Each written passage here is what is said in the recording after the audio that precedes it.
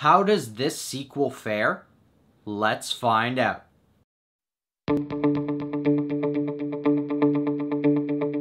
Hello Fanatics, I'm Dylan Phillips, and this is the Film Fanatic Review bringing you Ant-Man and the Wasp, starring Paul Rudd, Evangeline Lilly, and Michael Douglas.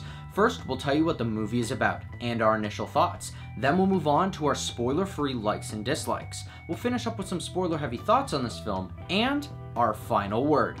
Ant-Man and the Wasp follows the story of Scott Lang, who is on house arrest, when Hope Van Dyne and Dr. Hank Pym present a pressing new mission that finds Ant-Man fighting alongside the Wasp as they uncover secrets from their past. Overall, this was a really entertaining film.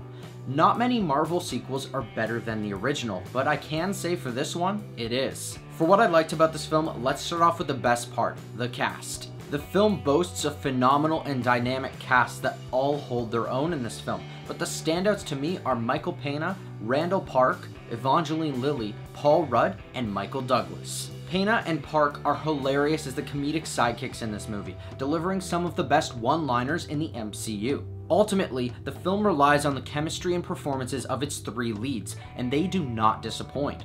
Rudd shows his range, creating an easily compelling and charismatic character, and Douglas holds the narrative and family together with his presence and emotional arc.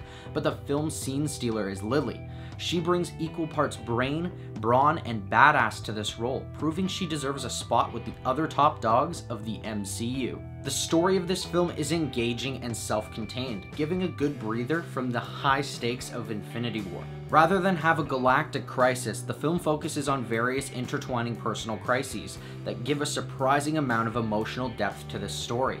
In turn, it ends up being better structured than its predecessor, knowing what it wants to do and executing it flawlessly while blending its comedy and action. While the comedy is entertaining, the action is what helps elevate this film, as it uses the unique powers of these superheroes to create some visually impressive sequences. Speaking of the visuals, this film has some award-worthy special effects, from its size-changing fight sequences to its extended use of de-aging technology. However, this film unfortunately has a case of Marvel villain syndrome. After the phenomenal start to 2018 with both Killmonger and Thanos, this film takes a step backward in creating a more formulaic and forgettable group of villains. Ghost, played well by Hannah John Kamen, is better than most previous MCU villains, but she's unable to become the truly sympathetic villain that the story hopes.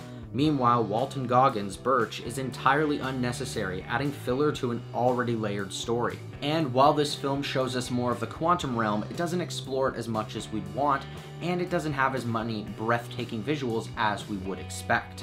And that's where I'll end our spoiler-free thoughts on this film.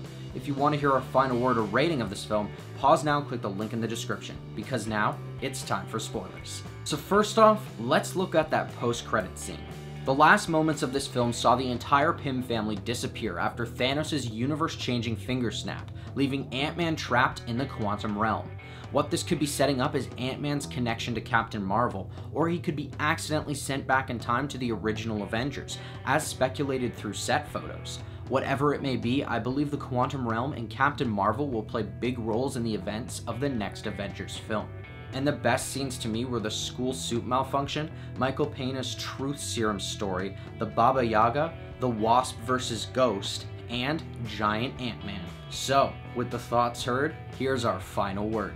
Ant-Man and the Wasp is an entertaining, self-contained addition to the MCU that doubles down on the action and comedy of its predecessor.